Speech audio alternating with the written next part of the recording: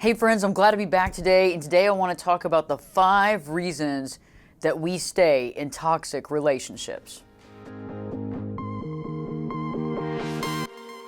So today we're talking about the 5 reasons we stay in toxic relationships because, we often hear about what a toxic relationship is, right? We talk about what we need to do once we figure we're in it, but why do we get into the toxic relationship in the first place? Let's talk about that now. The first reason we tend to stay in toxic relationships is that we believe we can fix them. We just do. We see their potential. Anytime we see people's potential and we actually care, we want to help them out because we believe if we just give them enough support and we're there, that their potential will become reality. The second reason we find ourselves in toxic relationships is because we honestly want to help the other person, okay? Straight up. Most of us care, okay? We actually love and support other people. We do the right thing. And so we're feeling that if we do the right thing and we love them and support them enough, that they'll actually flourish and they'll see their own identity and their own truth. And they'll become this person that we believe that they can be.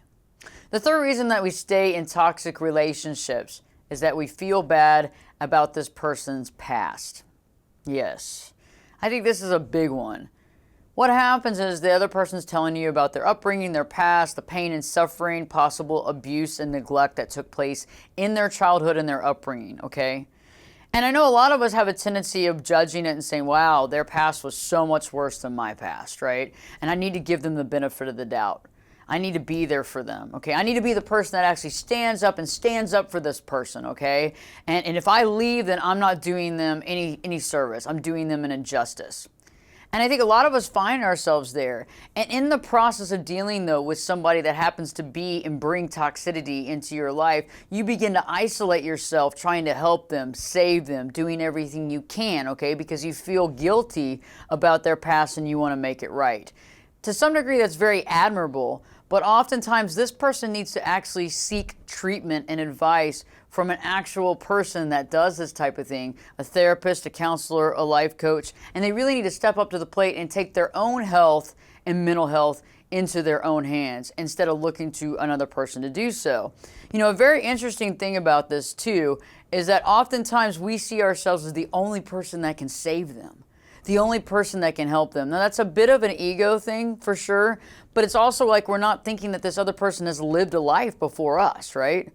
Okay, there's a reason sometimes why some people have not a lot of friends or no friends, because they burned all the other people out. The fourth reason that we stay in toxic relationships is that the situation seems normal and doesn't appear toxic from our point of view. Okay, let me explain that. When we are raised in a toxic relationship by parents, caregivers, that relationship and that relationship between you and them, you don't really realize at the time because you're too young, is that it's toxic.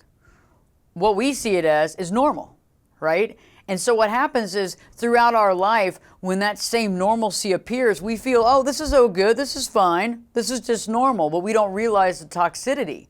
There's a big difference between normal and healthy, right?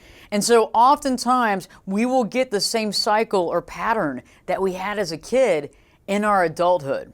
Okay, a good example, your mom that raised you was a full-on narcissist, okay? And you were constantly walking on eggshells, dealing with her desires, her whims, the way she felt at that time. And so you would make yourself be the perfect child, okay, to get her attention, to get whatever she needed or you needed, and you would fit into that mold. Now, was that healthy? No.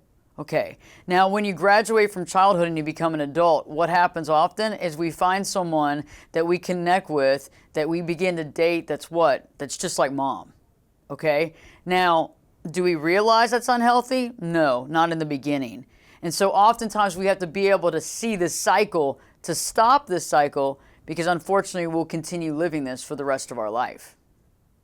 The fifth reason why we stick in these toxic relationships as adults is that we suffer from low self-esteem from the relationships that we had when we were children, when we were growing up, okay? Anytime that we're living in a toxic family environment as a child, right, we're going to have some low self-esteem.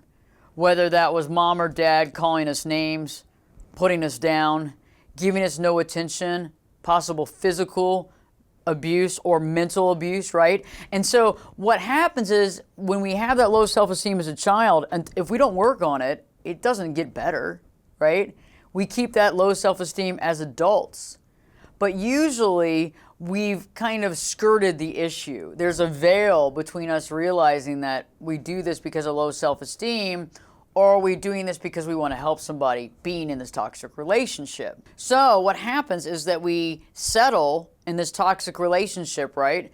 Instead of raising the bar, we settle on this because we don't know and we don't feel that we deserve anything better, right?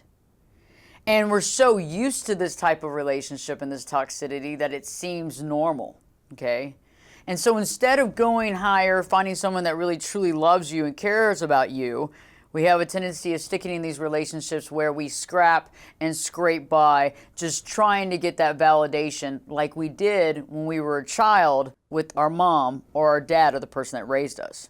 I think those 5 reasons why we find ourselves in toxic relationships can be very helpful to identify possibly why you're in one right now. I'd like to offer some caveats and some help to the situation, because it's good to be able to identify things, but what do we do next?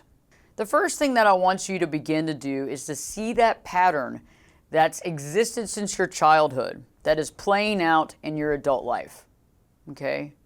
That's a big deal. If you can see the pattern that's existed since the beginning, you actually have the ability of ending that cycle right now.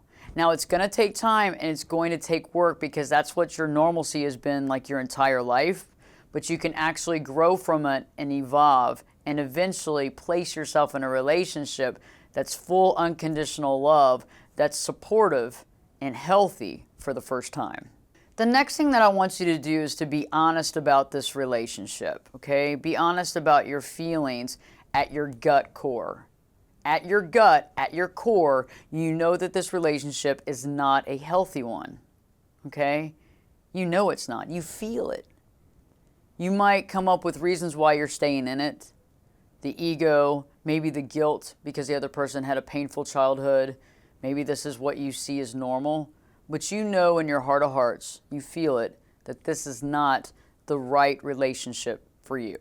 Another observation that I think might be a reminder to you, but something that, well, is very important, is to know that you can only change yourself.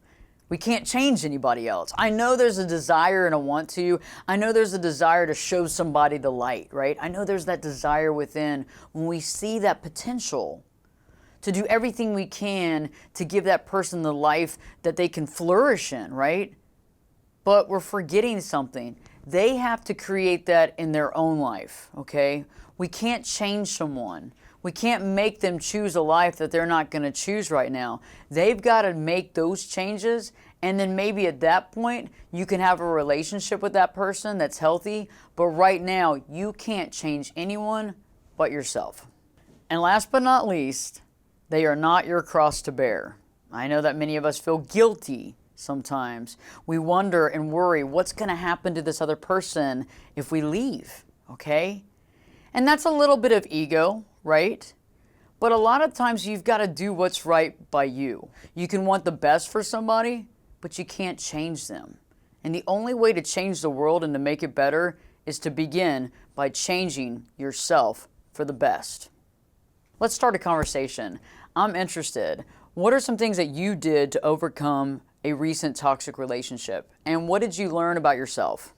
Please don't forget to subscribe to the channel and like the video if it's helped you. Also, share this with your family and friends. I'm sure there's somebody else in your life who's dealing with a toxic relationship right now who would love some support and help on figuring out exactly what they need to do next.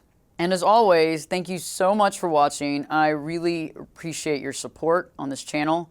And don't forget to live your true life.